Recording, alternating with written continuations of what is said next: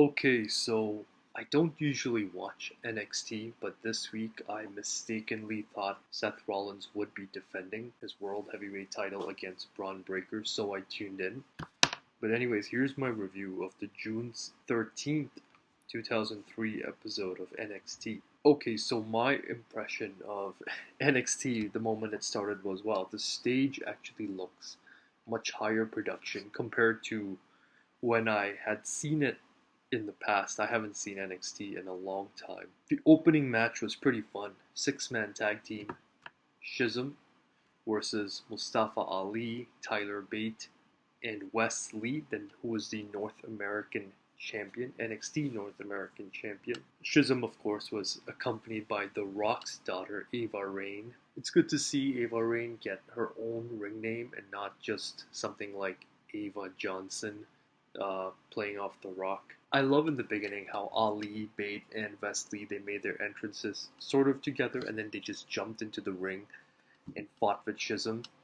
Uh, the referee didn't even get a chance to ring the bell for a while. It was like a tornado tag. Everyone was just fighting with each other. It's a great start to the show. But what was really interesting as well was towards the end of the match, there was a little bit of referee drama where the referee of the match didn't see a tag that Wesley had made to Tyler Bate. And so the ref almost counted three when Shizm was pinning Wesley, and then another referee came in and broke up the pin. And I thought, okay, well, that's something you usually don't see in most matches. Well, the referee didn't break up the pin. He came in and stopped the other main referee's hand at the 2 count.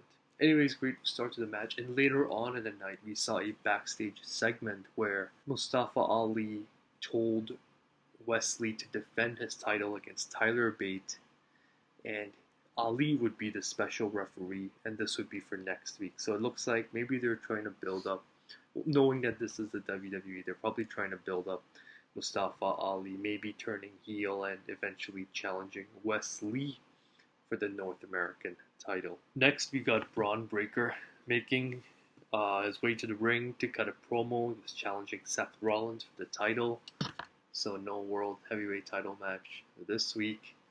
Then Seth Rollins actually came on the screen and accepted Breaker's challenge for next week on Tuesday on NXT. So on Monday, he's having an open challenge on Raw. Then the next day, he's having an open challenge.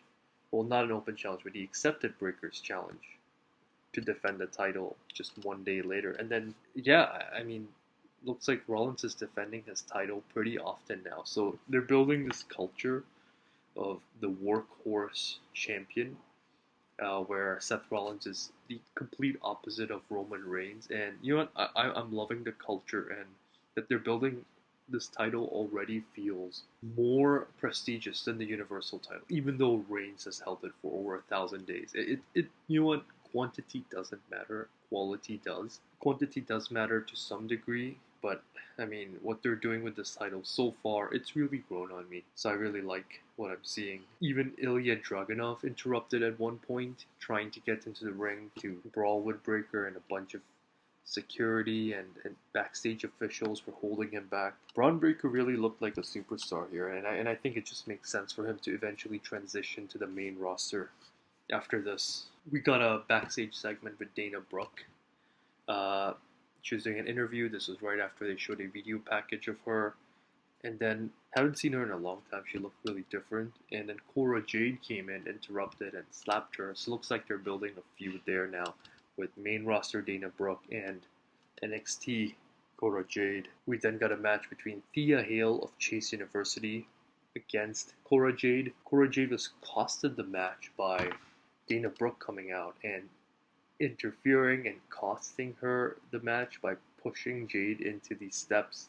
So they're definitely building something there. And now Thea Hale will be getting an NXT Women's title match in, I think, 2 weeks against the current champion, whose name I forgot. Like I said, I don't watch NXT that much. We then got an NXT Heritage Cup match. Okay, this was really interesting. We had Noam Dar versus Nathan Fraser. and Dar said he was injured, he couldn't compete. So Dar couldn't compete in this match. So he had was it Mensa? I think was that the name of his replacement who was defending the cup on his behalf, and Fraser won. This was a really interesting match.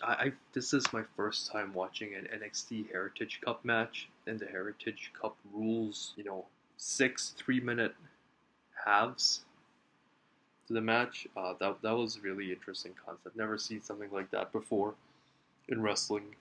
So Fraser won. He's a new Heritage Cup champion. We then got a handicap match. Dalba Kato, I know him from the main roster as Commander Aziz.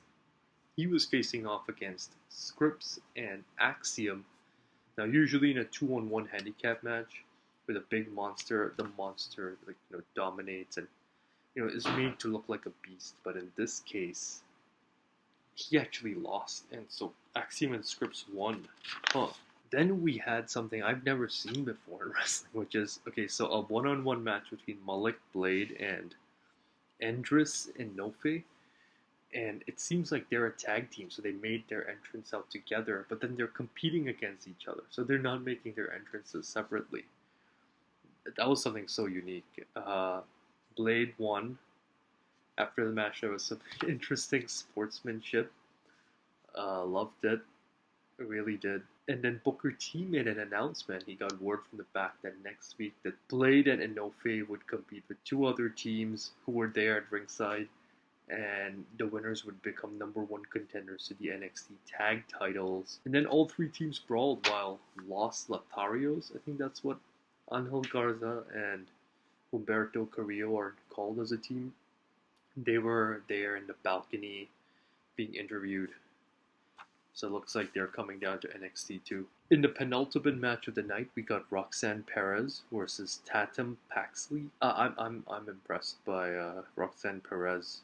She was really good in this match. She should definitely go to the main roster soon. They're building a feud for Roxanne Perez and Blair Davenport as well, because they showed a Davenport promo before the match, and after the match, Perez cut a promo challenging Blair as well. Finally, we got the main event, Baron Corbin versus Ilya Dragunov in a #1 contenders match. Winner would get an NXT title shot against Carmelo Hayes 2 weeks from now. At one point, Braun Breaker interfered, tried to cost Dragunov the match. And then, that allowed Corbin to eventually get the upper hand and beat Dragunov. So it looks like we're going to have a Corbin and Carmelo match 2 weeks from now. And yeah, it was a pretty fun episode of NXT. Can't believe I'm saying this. And I really like that they're making it really interesting by having a 2-week Gold Rush event where a bunch of championships are going to be defended.